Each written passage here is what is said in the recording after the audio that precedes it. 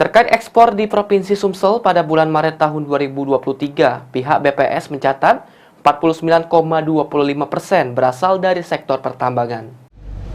Oke, sudah semuanya ya. Terkait nilai ekspor di Provinsi Sumatera Selatan pada bulan Maret tahun 2023, Kepala Badan Pusat Statistik Sumatera Selatan Muhammad Wahyu Yulianto menyebutkan jika hal tersebut tercatat mengalami kenaikan.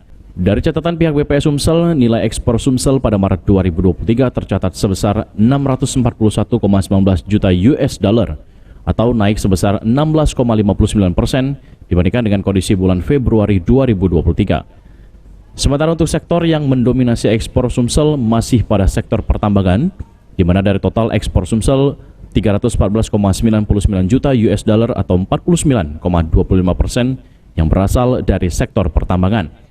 Sementara untuk sektor penyumbang ekspor terkecil di Sumsel yakni sektor pertanian, di mana nilainya hanya mencapai 4,75 juta US dollar atau hanya di angka 0,88%.